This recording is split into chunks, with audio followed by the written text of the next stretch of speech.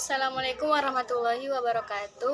Perkenalkan, nama saya Putri Asibuan, Prodi PGMI 1A, Kampus STAI Barumun Raya Sibuhuan. Baiklah, dalam kesempatan kali ini saya akan membawakan materi tentang hubungan antara makhluk hidup dengan ekosistem. Dalam sebuah ekosistem terdapat hubungan yang terbentuk dengan peristiwa makan dan dimakan, atau yang dikenal dengan istilah rantai makanan. Rantai makanan adalah peristiwa makan dan dimakan antara makhluk hidup dengan urutan tertentu. Berdasarkan perannya, makhluk hidup dalam rantai makanan terdiri dari produsen, konsumen 1, konsumen 2, konsumen 3, konsumen puncak, dan pengurai. Produsennya itu makhluk hidup yang mampu membuat makanannya sendiri. Contohnya seperti rumput, padi, jagung, dan tumbuhan hijau lainnya. Produsen juga mampu mengubah cahaya matahari menjadi energi kimia. Selanjutnya makhluk hidup tingkatan kedua, yaitu konsumen primer.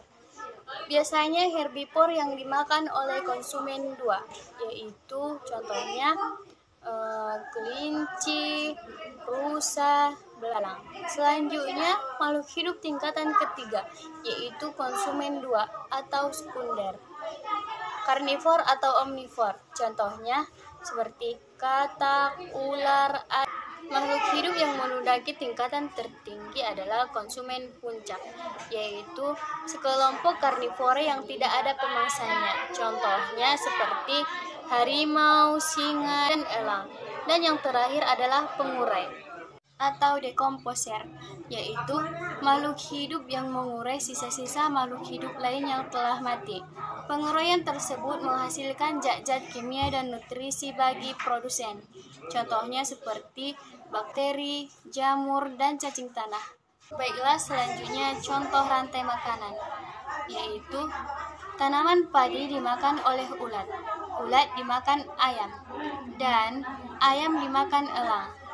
Saat mati, elang akan diurai oleh seperti jamur, bakteri, dan cacing tanah untuk menghasilkan nutrisi bagi tumbuhan. Selanjutnya, aliran energi dalam rantai makanan. Aliran energi adalah energi yang berpindah dari satu makhluk hidup ke makhluk hidup lainnya. Saat memakan, makhluk hidup akan mendapatkan energi untuk kelangsungan hidupnya.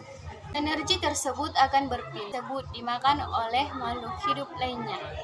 Selanjutnya adalah hubungan makhluk hidup dalam ekosistem. Setiap makhluk hidup tidak dapat hidup sendiri. Oleh karena itu, makhluk hidup saling berinteraksi untuk memenuhi kebutuhan hidupnya. Adapun hubungan makhluk hidup seperti simbiosis, predasi, dan kompetisi. Simbiosis adalah hubungan timbal balik atau interaksi antara dua makhluk hidup saling berdampingan. Simbiosis terbagi menjadi 3. Yang pertama, simbiosis mutualisme, yang kedua, simbiosis komensalisme, dan yang ketiga, simbiosis parasitisme. Pertama adalah simbiosis mutualisme. Simbiosis mutualisme adalah hubungan interaksi antara dua makhluk hidup yang saling menguntungkan. Contohnya pada hubungan jalak dan kerbau. Mereka sama-sama diuntungkan karena jalak mendapatkan makanan pada tubuh kerbau berupa kutu, dan di antara itu kerbau juga diuntungkan karena kutu yang di badannya berkurang. Yang kedua adalah simbiosis komensalisme. Simbiosis komensalisme adalah hubungan makhluk hidup yang menguntungkan satu pihak, sedangkan pihak lainnya tidak diuntungkan dan tidak dirugikan. Contohnya pada interaksi ikan hiu dan ikan remora.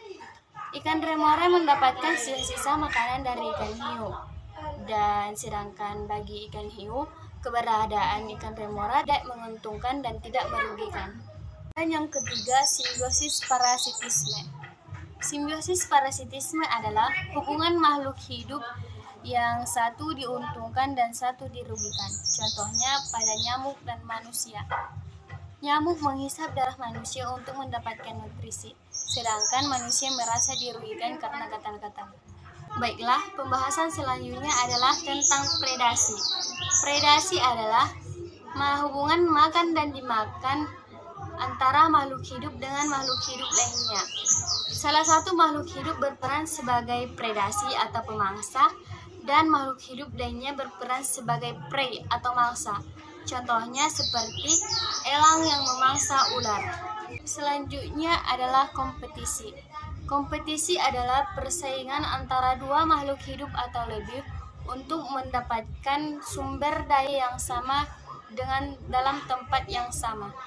Sumber daya yang diperebutkan adalah seperti makanan, air, maupun tempat tinggal.